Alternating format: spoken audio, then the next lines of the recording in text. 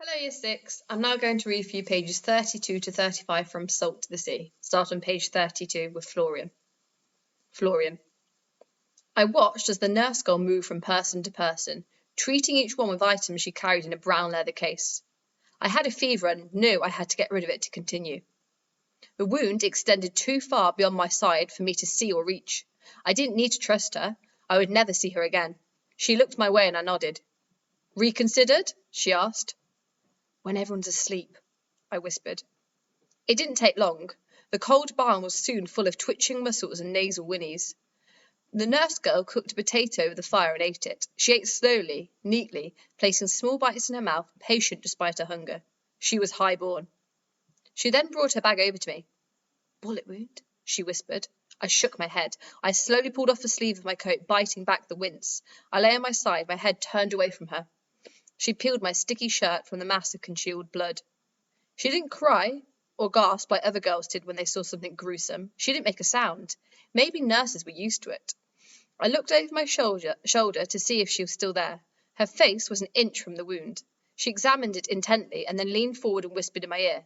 Shrapnel, about 2 days old. You stop the bleeding by applying pressure, but that pushed the fragments deeper, causing more pain. It's infected. You poured liquid on it at some point. Vodka. Her voice resumed in my ear. There are a couple of pieces. I want to take them out. I don't have any anaesthetic. Do you have anything to drink? I asked.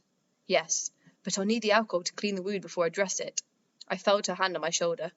I should do this now, before the infection becomes too advanced. Small boots appeared in front of my face. The Polish girl knelt in front of me with snow wrapped in a handkerchief. She swept my hair aside and pressed the cold compress to my forehead. Go away, I told her.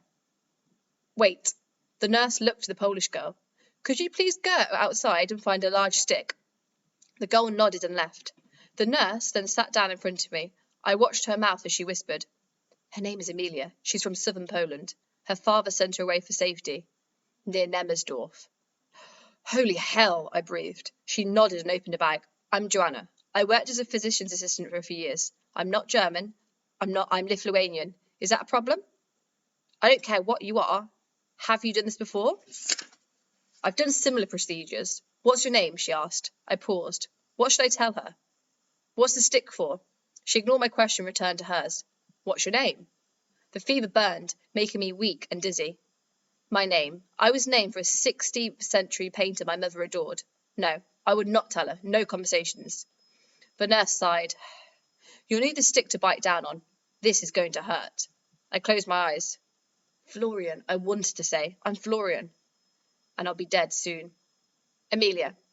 The giant woman, Eva, told me that the nurse girl was Lithuanian. Her name was Joanna. She seemed kind, but how could I be sure? If she was going to treat the night, I felt I should stand watch. I owed him a debt now, didn't I?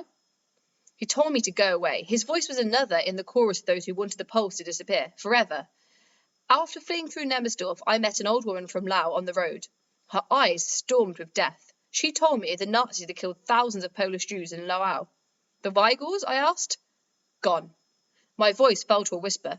The Lempels? Why do you keep asking? I told you, they're all dead. Probably hundreds of thousands.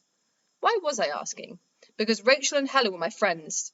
When father sent me away to East Prussia, they sneaked over the night before and brought me sweets and gifts. Dead. How could she say it with such finality? I didn't want to believe it.